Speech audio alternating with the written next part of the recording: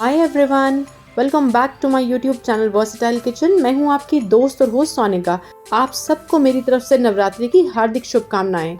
तो आज इस नवरात्रि के अवसर पर मैं आपके साथ एक बहुत ही डिलिशियस फलाहारी थाली की रेसिपी शेयर करूंगी। ये खाने में हेल्दी और डिलिशियस तो है ही और बहुत ही जल्दी बन करके तैयार भी हो जाती है। वीडियो को शुरू से एंड तक जरूर देखें ताकि आपकी रेसिपीज भी एकदम परफेक्ट बन सकें। और अगर आपको मेरी आज की रेसिपी पसंद आए तो आप प्लीज मेरे वीडियो को ज्यादा से ज्यादा लाइक और शेयर करें और चैनल को सब्सक्राइब करना तो बिल्कुल ना भूलें। तो चलें जल्दी से आज की रेसिपी शुरू करते हैं। लेकिन रेसिपी शुरू करने से पहले एक नजर इसके इंग्रेडिएंट्स पर।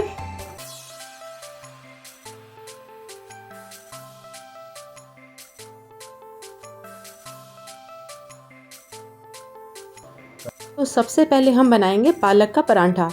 पालक का परांठा बनाने के लिए मैंने 100 ग्राम पालक के सिर्फ और सिर्फ पत्ते पत्ते अलग कर लिए हैं और इन्हें मैंने 2 करके काट लिया है। अब इन्हें हम एक ब्लेंडर जार में डाल लेंगे।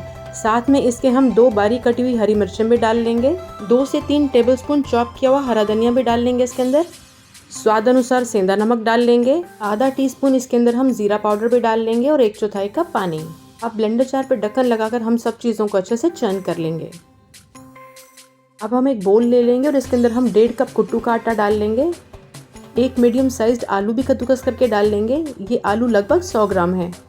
अब जो पालक चर्न करके हमने उसकी प्यूरी बना के रखी है वो भी हम इसके अंदर डाल लेंगे। अब हम इसका एकदम बढ़िया सा सॉफ्ट डो तैयार कर लेंगे। अब जिस जार के अंदर हमने पालक चर्न करी थी उसी के अंदर हम 2 से 3 टेबलस्पून पानी डाल करके उसे अच्छे से हिला लेंगे ताकि जो भी पालक के रेजिड्यूज जार में बचे हैं वो उस पानी के अंदर मिक्स हो जाएं। और इस पानी को भी हम डो में ही यूज कर लेंगे। आटे को मैंने 10 से 15 मिनट के लिए ढक्कन लगा करके छोड़ दिया था। अब इसमें से हम थोड़ा सा आटा ले लेंगे। इसकी लोई बनाने के बाद इसके दोनों तरफ हम सूखा कुट्टू का आटा लगा लेंगे और इसे धीरे धीरे अपने हाथों से फ्लैट करते चलेंगे। अब इस रोटी को हम सिलिकॉन शीट पे रख लेंगे और इसके दोनों तरफ हम थोड़ा सा आटा डस्ट कर लेंगे। अब इस आटे को हल्का हल्का सा उंगलियों से दबाते हुए इसे हम और भी फैला लेंगे। इस परांठे को हम नॉर्मल परांठे से थोड़ा सा मोटा ही रखेंगे क्योंकि ज़्यादा पतला होने से ये फट सकता है। अब इसे हम गरम गरम तवे पे डाल लेंगे। गैस का फ्लेम हम फुल ही रखेंगे और रोटी की एक साइड को हम अच्छे से देसी घी से ग्रीस कर लेंगे। अब हम परांठे को पलट लेंगे और इसकी दूसरी साइड को भी अच्छे से देसी घी के साथ ग्रीस कर लेंगे। एक बार फिर से परांठे को पलट लेंगे। अब गैस का फ्लेम मीडियम करके इसे हम दोनों साइड से पलटते हुए तब तक पकाएंगे जब तक कि परांठा दोनों तरफ से ब्राउनिश ना हो जाए। और अब इसे हम एक प्लेट में ट्रांसफर कर लेंगे। अब जितना आटा हमने पहले लिया था परांठा बनाने के लिए उतना ही आटा हम एक बार फिर से ले लेंगे और इसकी हम लोई बना लेंगे। लोई बनाने के बाद इसे हम धीरे धीरे से उंगलियों से दबाव डालते हुए हल्का सा फ्लैट कर लेंगे।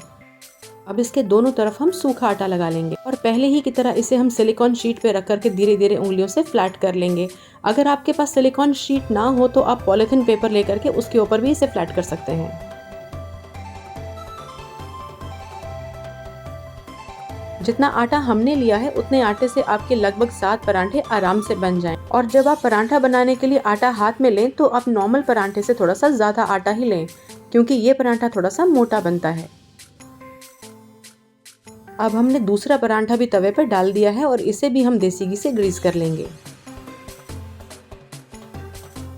देसी घी से ग्रीस करने के बाद इसे हम पलट लेंगे। गैस के फ्लेम को हम यहाँ पर फुल ही रखेंगे। अब परांठे की दूसरी साइड को भी हम देसी घी से ग्रीस करेंगे। एक बार फिर से पलट लेंगे इसे। अब हम गैस के फ्लेम को मीडियम कर लेंगे और परांठे को बीच बीच में पलटते हुए इसे हम तब तक पकाएंगे जब तक कि परांठा दोनों तरफ से ब्राउनिश ना हो जाए। हमारा दूसरा परांठा भी पक करके तैयार हो चुका है। अब इसे भी हम प्लेट में ट्रांसफर कर लेंगे और इसी तरह से हम बाकी के परांठे भी बना लेंगे। और ये रहे हमारे पालक के परांठे बन करके बिल्कुल तैयार। आप इन्हें ज़रूर ट्राई करें, ये आपको बहुत अच्छे लगेंगे। और अब हम एक बहुत ही बढ़िया सूखे आलू की सब्जी बनाएंगे। इसके लिए मैंने एक कढ़ाई को गर्म कर लिया है और इसके अंदर हम 2 टेबलस्पून देसी घी डाल लेंगे। जैसे ही देसी घी गर्म हो जाए तो हम इसके अंदर 1 टीस्पून साबुत जीरा डाल लेंगे और इसे चटकने देंगे। इसके बाद इसके अंदर हम 15 करी पत्ते डाल लेंगे। 2 हरी मिर्चें एकदम बारीक बारीक चॉप करके डाल लेंगे।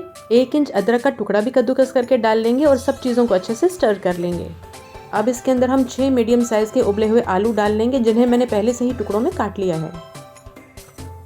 आलूओं को हम अच्छे से स्टर कर लेंगे। स्टर करने के बाद इन्हें हम ढक्कन लगा के 5 मिनट के लिए मीडियम आंच पे पकने देंगे।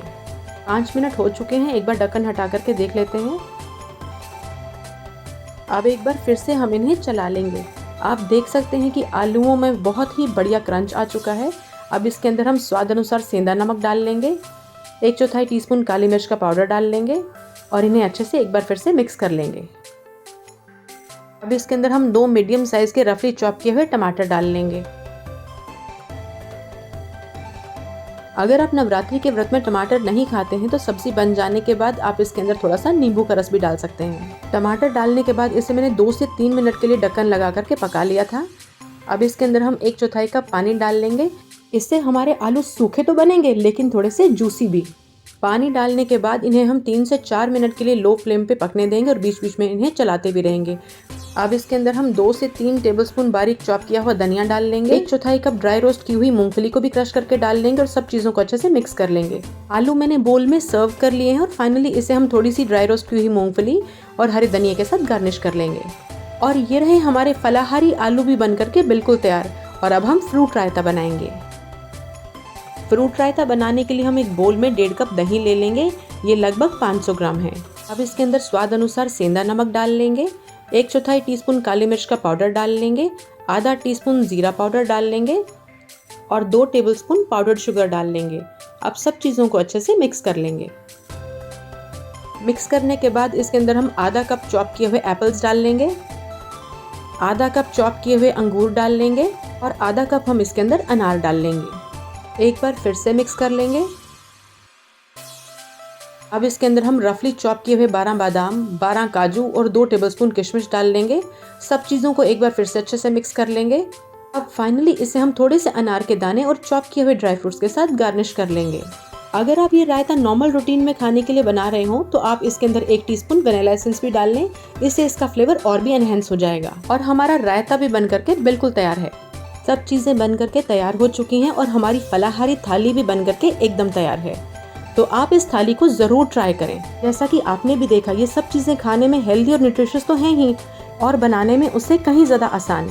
तो इस नवरात्रि आप इस फलाहारी थाली को भी एक बार ज़रूर बना के खाएं। ये आपको बहुत अच्छी लगेगी। अगर आपको मेरी आज की रेसिपीज़ पसंद आई हो तो आप मेरे वीडियो को लाइक करें, चैनल को सब्सक्राइब करें और ज़्यादा से ज़्यादा से अपने फैमिली और फ्रेंड्स के साथ शेयर करें। और मुझे कमेंट्स में तो ज़रूर लिखकर बताएं कि आपको मेरी आज की रेसिपीज़ कैसी लगी, क्योंकि आपका सपोर्ट मेरे लिए बहुत मायने रखता है और मुझे और अच्छी वीडियोस बनाने के लिए एनकरेज करता है। Thank you so much and God bless. Stay safe and stay connected.